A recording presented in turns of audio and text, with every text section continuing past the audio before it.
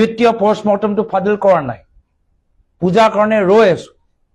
আমি কিবা নাটক চাই আছো নেকি, কিবা চিনেমা চাই আছো নেকি যে ৰৈ থাকিব লাগে? যেতিয়ালৈকে হিমন্ত বিশ্ব শৰ্মা ডাঙৰীয়া মুখ্যমন্ত্ৰী হৈ থাকে, অসমৰ ৰাইজে জুবিন গাৰ্গৰ মৃত্যুলৈ কেতিয়াও সঁচা কথাবোৰ গম নাপাব। কানে কানে কোন আৰক্ষী, কোন তেওঁলোকে ফোন কৰিছে, কানে লুকাই লুকাই কোন ডাঙৰ বিজেপি দলৰ নেতাক ফোন কৰিছে, লুকাই লুকাই কোন আৰক্ষীক তেওঁক ফোন কৰি গোটেই পৰামৰ্শটো লৈছে, ক'ত লুকাব লাগে, এইখিনিয়ে তেওঁলোকক সুবিধা দিয়া গৈছে। আমি বুজি পোৱা নাই যে এই ক্ষেত্ৰত মুখ্যমন্ত্ৰীয়ে কিয় ইমান ইনকম্পিটেন্স দেখাইছে, ইমান ইনএফিচিয়েঞ্চি দেখাইছে। আৰু আমাৰ সন্দেহ হৈছে যে হিমন্ত বিশ্ব শৰ্মা ডাঙৰীয়াও নিবিচাৰে যে গোটেইখিনি তথ্যবোৰ ৰাজহুৱা হওক। আজিলৈকে আপোনালোকে কওকচোন, কোনটো SITৰ তথ্যবোৰ ৰাজহুৱা হৈছে? যেতিয়ালৈকে হিমন্ত বিশ্ব শৰ্মা ডাঙৰীয়া মুখ্যমন্ত্ৰী হৈ থাকে, অসমৰ ৰাইজে জুবিন গাৰ্গৰ মৃত্যুলৈ কেতিয়াও সঁচা কথাবোৰ গম নাপাব। একেৰাহে অসমৰ ৰাইজে হিমন্ত বিশ্ব শৰ্মা ডাঙৰীয়া মুখ্যমন্ত্ৰী হৈ থকালৈকে গম নাপাব, তথ্যবোৰ নাজানিব যে জুবিন গাৰ্গৰ মৃত্যু কেনেদৰে হ'ল। এতিয়া মুখ্যমন্ত্ৰীয়ে শেষত নিৰ্দেশ দিলে যে দ্বিতীয় পোষ্টমৰ্টম হ'ব লাগে। যদি ইয়াতে আমাৰ গুৱাহাটীৰ ভিতৰতে দ্বিতীয় পোষ্টমৰ্টম হ'ল, তে পোষ্টমৰ্টমৰ তথ্যবোৰ ৰাজহুৱা কিয় নকৰে? দেখিছো যে ছিংগাপুৰত পোষ্টমৰ্টম ৰিপৰ্টত কি লিখা আছে, কিন্তু গুৱাহাটীত হোৱা পোষ্টমৰ্টমৰ ৰিপৰ্ট অসমৰ ৰাইজে আজিলৈকে দেখা পোৱা নাই। দ্বিতীয়বাৰ পোষ্টমৰ্টম কৰা অন্তিম দিনত, অন্তিম যাত্ৰা আৰম্ভ কৰাৰ আগত নৰ্চৰ দেশটো কষ্ট দিয়া যি কাম কৰা গ'ল, এই কষ্ট দিয়াৰ পিছত ৰাইজে কিয় গম পোৱা নাই যে দ্বিতীয় পোষ্টমৰ্টমত কি লিখা আছে, কি হ'ল, কিয় তাত কি লুকাবলৈ আছে? এইটো কয় নহয় লিগেল মিনছ দি জনাব লাগে। পোষ্টমৰ্টম হ'ল নে নাই হোৱা, কি পালে, কিয় অসমৰ ৰাইজক এইখিনি কথা আমি জনাবলৈ সক্ষম হোৱা নাই? ঘটনাক্ৰমটো আজিলৈকে আমি জানিবলৈ পৰা নাই। অনুৰাগীসকল, আমাৰ অসমৰ জুবিন গাৰ্গৰ অনুৰাগীসকল, মোক ক'বই লাগিব আটাইতকৈ ধৈৰ্য তেওঁলোকে দেখাইছে। ইতিহাসত যদি আপোনালোকে বেলেগ ৰাজ্যত দেখা পায় য'ত এগৰাকী মহান শিল্পীৰ মৃত্যু হৈছে, তাত কিছুদিনলৈকে অৰাজকতাৰ সৃষ্টি হয়, দোকানবোৰ জ্বলাই দিয়ে, টায়াৰ জ্বলাই দিয়ে, গাড়ী জ্বলাই দিয়ে, গাড়ী ভাঙি দিয়ে।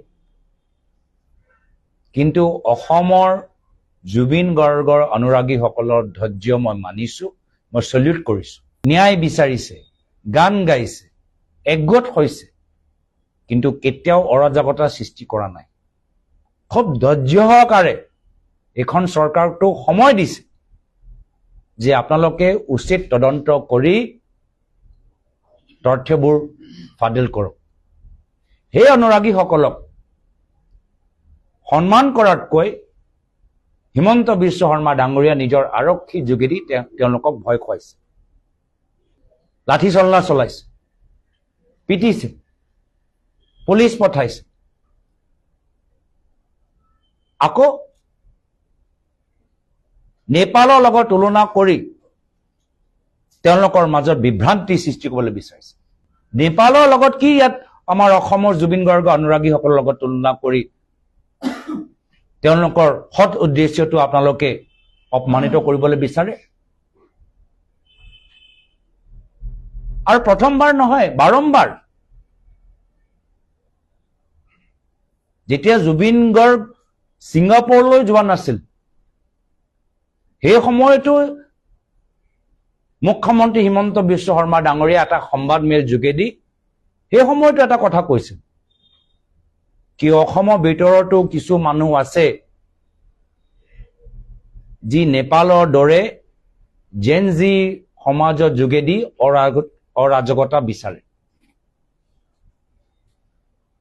আৰু এতিয়া জুবিন গাৰ্গৰ মৃত্যুৰ পিছত একেখিনি কথা কৈ আছে কি উদ্দেশ্য লৈ তেওঁ বাৰম্বাৰ এইখিনি কথা কৈ আছে জুবিন গাৰ্গ জীয়াই থাকোঁতো এইখিনি কথা ক'লে আৰু জুবিন গাৰ্গৰ মৃত্যুৰ পিছতো এইখিনি কথা কৈ আছে আজিতো তেওঁ জুবিন গাৰ্গৰ অনুৰাগীসকলৰ সম্পৰ্কত এইখিনি কথা কৈ আছে তেতিয়াও কৈ আছিলে নেকি যেতিয়া জুবিন গাৰ্গ আমাৰ মাজত আছিল গোটেইখিনি সুবিধা থকা সত্ত্বেও ছিংগাপুৰত ইণ্ডিয়ান এম্বেচি আছে ছিংগাপুৰ চৰকাৰৰ লগত আমাৰ ভাল সম্পৰ্ক কেন্দ্ৰৰ চৰকাৰ ৰাজ্য চৰকাৰ তথাপিও আমাক ক'ব পৰা নাই যে এই শ্যামকানু মহন্তৰ যে কোম্পানী বাৰম্বাৰ কেন্দ্ৰৰ চৰকাৰে কিয় সহায় কৰি থাকে কিয় ইমান টকা পইচা দিয়ে বাৰম্বাৰ কেন্দ্ৰীয় মন্ত্ৰীবোৰ কিয় উপস্থিত হৈ থাকে যোৰহাটৰ বিজেপি দলৰ নেতাৰ কাৰ ৰাজনৈতিক স্বাৰ্থৰ কাৰণে তেওঁ সিদ্ধাৰ্থ শৰ্মাৰ লগত ভাল হৈ জুবিন গাৰ্গক নিজৰ ৰাজনৈতিক লাভৰ বাবে ব্যৱহাৰ কৰিবলৈ বিচাৰিছে দ্বিতীয় পষ্টমৰ্টমটো ফাদিল কৰা নাই পূজাৰ কাৰণে ৰৈ আছো আমি কিবা নাটক চাই আছো নেকি কিবা চিনেমা চাই আছো নেকি যি ৰৈ থাকিব লাগে যি অনুৰাগীসকল ধৈৰ্য সহকাৰে নিজৰ আৱেগ প্ৰকাশ কৰিছে আহা 3 অক্টোবৰৰ পৰা আমি এটা সিদ্ধান্ত লৈছো যে জুবিন গাৰ্গক ন্যায় দিয়ক জাষ্টিছ ফৰ জুবিন গাৰ্গ আমি কেণ্ডেল লাইট মাৰ্চ আমি অসমৰ চুকে কোণে আমি আৰম্ভ কৰিম তেওঁ 6 অক্টোবৰ কাৰণে ৰৈ আছে আমি 3 অক্টোবৰৰ পৰা জুবিন গাৰ্গক ন্যায় দিয়ক কেণ্ডেল লাইট যাত্ৰা অসমৰ চুকে কোণে আমি আৰম্ভ কৰিম